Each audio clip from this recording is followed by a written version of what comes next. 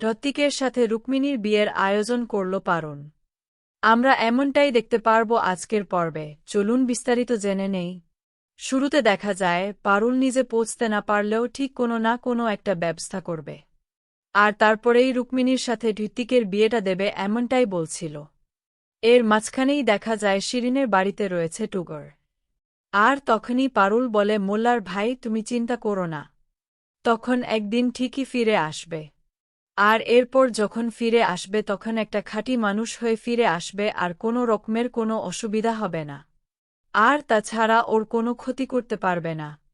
আমরা জানি তখন ওর কাছেই আছে। যদিও কোনো কিছু হয় তাহলে আমরা ওকে গিয়ে ধরব। তাই তুমি সব ব্যাপারে একদম নিশ্চিন্ত থাকো। প্রায় তখন বলে, আরও একদম ঠিক কথাই বলেছে, কোনো ভুল কিছু বলেনি। এরপরে সেদিন বলে, শহরে টুগর আমাদের একটা বিয়ে বাড়ির নেমন্তন্ন আছে। তিনি ছটফট করে রেডি হয়ে নিলেন। হ্যাঁ, আমি কিন্তু তোমাকে নিয়ে যাব অনেক বড়লোক বাড়ি। টুগর বলে, তাহলে তো বিশাল খাওয়া দাওয়া হবে, তাই না? সেদিন তখন বলে, একদমই তাই, তুমি রেডি হয়ে থাকো, আমি ঠিক সময় মতো তোমাকে নিয়ে যাব। এর মধ্যে পারো থেকে শুরু করে অনিরুদ্ধ, রায়ান, পিসিমনি সবাই চলে এসেছে চন্দ্রাবতী ম্যাডামের বাড়ির সামনে। এরপর পিসিমনি বলে, বরুণ এখান থেকে সত্যিই একটা মশাও তুলতে পারবে না। যেভাবে হারজিতের রুটির ব্যবস্থা করেছে, এখান থেকে বেরোনো কিন্তু ভীষণ চাপের হয়ে যাবে। মানে কি করে হবে বলো তো সব কিছু? পাগল বলে, পিসিমনি আপনি চিন্তা করবেন না, আমার নাম পারুল চক্রবর্তী, এত সহজে আমি হেরে যাব না। দাঁড়ান তখন বলে, কিন্তু ভেতরে ঢুকবে কি করে, বেরোবে কি করে, দেখছিস করা সিকিউরিটির ব্যবস্থা করে রেখে দিয়েছে। তখনই পাগল বলে, যত করা সিকিউরিটির ব্যবস্থা করুক না কেন, আমি ঠিক এখান থেকে যাবি, কেউ আমাকে আটকাতে পারবে না। ওদের বিয়েটা আমি দেব। এরপরে দেখা যায় খুব সুন্দরভাবে সত্যি সত্যিই একটা মশার ব্যবস্থা করে দিলেন। পারুল মোল্লার এনে দিয়েছে। তখন রান বলে, এটা কি? এরপর জন বলে, এটাই তো যাবে ভিতরে, আর তারপরেই আমরা সবকিছু জানতে পারব, দেখতে পারব। সেখানে লাগানো ছিল একটা ক্যামেরা, যে ক্যামেরা দিয়ে সবকিছু দেখা যাবে, এমনকি কথাও বলা যাবে।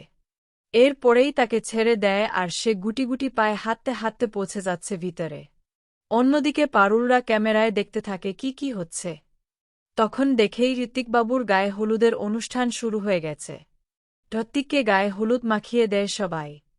আর তখন ঋত্বিকের গায়ে হলুদ যিনি আর গায়ে লাগাতে চান তিনি চন্দ্রাবতী। এরপরে ঋত্বিক প্রতিবাদ করে বলে, আমি এই বিয়েটা করতে চাই না। জোর করে দিয়ে দিলেই তো আর হয় না, বলেছি যখনই বিয়ে করতে চাই না তার মানে চাই না। আমি কোনোভাবেই বিয়ে করব না।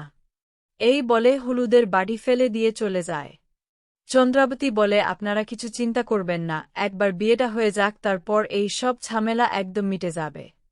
তখন ঋত্বিকের মা বলে, তুই এরকম করিস না, ওরা তো বলছে একটা ব্যবস্থা করবে।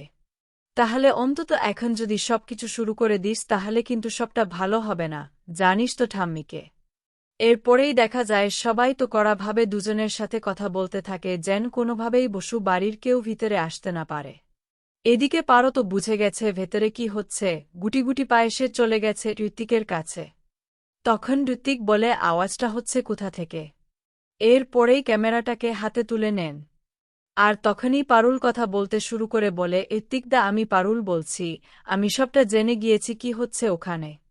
তখন ঋত্বিক বলে, বিশ্বাস করো, কারণ এই বিয়ে আমি করতে চাই না, কিছুতেই না। কারণ বিয়েটা করলে আমি কোনো দিন সুখী হতে পারব না। আমি শুধু রুক্মিণীকে ভালোবাসি। আমার স্বামী আমাকে ভয় দেখাচ্ছে, আমি যদি বিয়ে না করি তাহলে নাকি সে আত্মহত্যা করবে। এছাড়া আমি আর কি করব বলো, আমাকে এখান থেকে নিয়ে চলো। এরপর এবার পারুল বলে, আপনি চিন্তা করবেন না, আমরা আছি তো, আমরা ঠিক একটা ব্যবস্থা করবি, শুধু আপনি একটু ধৈর্য ধরে থাকুন। ঋত্বিক তখন বলে, ঠিক আছে। এরপরই রুক্মিণীকেও দেখতে চায়। এরপরেই বলে, আচ্ছা তুমি ঠিক আছো তো? এরপর পারুল বলে, দাদা, আপনার গায়ে হলুদের জন্য এখনও কিন্তু হলুদ লাগানো হয়নি। এরপরেই ঋত্বিক নিজের গায়ে যে হলুদ ছিল সেটা ওই ক্যামেরার মধ্যে লাগিয়ে দেয়, যাতে একটু হলেও রুক্মিণীর গায়ে লাগানো যায়। আর সেটাই হয়, রুক্মিণীর গায়ে হলুদ হয়ে যায়। এর মাঝখানে দেখা যায় জিনিয়াকে ফোন করতে থাকে তার ড্রাইভার, আর বারবার করে বলে আসার জন্য তার ও তার ড্রাইভারের সাথে একটা সম্পর্ক রয়েছে। এরপর তিনি চলে আসেন মৈনাক। পুরো বিষয়টা লক্ষ্য রাখে শুনতে থাকে, তারপর দেখে নিতে পারেন। এরপর সেই ড্রাইভার বলে, তুমি এখন বড়লোক বাড়ির ছেলেকে পেয়ে আমাকে ভুলে যাচ্ছ জিনিয়া। আমি কিন্তু তোমার এই বিয়ে হতে দেব না।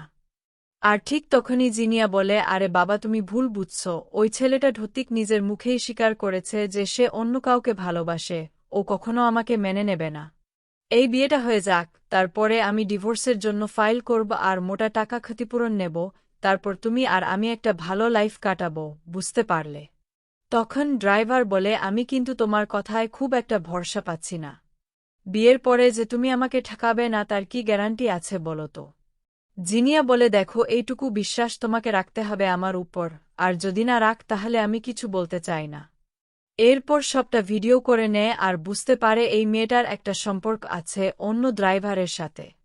এর মধ্যেই পার্লারের মেয়ে সেজে ভিতরে ঢুকতে চাইছিল, পারুলরা তখন আটকে দেয় আর বলে, আপনাদের আইডি কার্ডগুলো দেখি। কারণ সবার জন্য একটা ফেক আইডি বানিয়ে রেখেছে রানের কাছ থেকে। কারণ ঢতিকের মা বলে দিয়েছিল কার্ডের ব্যাপারটা। এরপরে চলে আসে চন্দ্রাবতী ম্যাডামের ছোট ছেলে আর বলে সবাই কাজগুলো চেক করে নেবে। এর মধ্যে বাকি যারা বাড়ির সদস্যরা ছিল তারা বলে, আপনারা এভাবে মাস্ক পরে এসেছেন কেন? মাস্ক খুলে মুখটা দেখাবেন, তারপর ভিতরে যাবেন। আর তখন চলে এসেছে চন্দ্রাবতী। ঢতিকের মা বলে, আরে এখন তো সবাই মাস্ক পরে আসছে। ওই যে মেয়েটা ছিল তো একা একা বলল সাজাতে পারবে না, ওর আরও 4 জন আসবে, তাই ওরা এসেছে, ওদেরকে আমি ভিতরে নিয়ে যাই। কিন্তু প্রথমে কিছুতেই মুখটা দেখাতে চাইছিল না তারা, আর ওরা বলছিল দেখানোর জন্য। কিন্তু তারপর ঢতিকের একটা ব্যবস্থা করে দেওয়া হয়, ভিতরে চলে যায় সবাই। তারপর ঠিক করে যে যিনি আগে সাজাবে তাকে সেখান থেকে সরিয়ে দিয়ে রুক্মিণীকে বসিয়ে সাজাতে শুরু করে দেয়। অন্যদিকে রান্নার ডিপার্টমেন্টে রয়েছে আশুতোষবাবু, অনিরুদ্ধ, রায়ান, এরা সবাই সেখানে গিয়ে খেতে শুরু করে। রান তখন বলে, দাদা তো মুখ কি কখনো বন্ধ হবে না, কি শুরু করেছিস বলতো? এখনই যদি কেউ দেখে ফেলত তাহলে তো ধরা পড়ে যেতাম, আমরা তো দারুণ ঝুঁকি নিয়ে এসেছি। ময়না বলে, আমি ঘুরতে আসিনি। এরপরে দেখা যায় খুব সুন্দরভাবে রুক্মিণীকে সাজিয়ে দেয় সবাই, শুনে বলে, তোকে দেখতে অনেক সুন্দর লাগছে রে, আমি তোকে আশীর্বাদ করি, তুই সারাটা জীবন অনেক ভালো থাক। এর মধ্যেই দেখা যায় সিঁড়ির কাছে পারুল বিয়েবাড়িতে চলে এসেছে, সে দেখতে চাইছে বিয়ের কনেকে, কিন্তু বিয়ের কনে আসলে কে সেটা তো জানে না। এরপর মোল্লা ভাবে টগর কোনোদিনও সোজা হবে না, কারো যতই বলুক না কেন ঋত্বিকদা ওর জন্য কি না করেছে, আর সেই ঋত্বিকদাকে এখন কষ্ট পেতে দেখে বিয়ে বাড়িতে ভোজ খেতে চলে এসেছে। এরপরে যখন তারা ভেতরে চলে আসে তখন স্ত্রী আর মেয়েকে অজ্ঞান করে দেয় তারা, আর রুক্মিণীকে সাজানোর জন্য ব্যস্ত হয়ে পড়ে।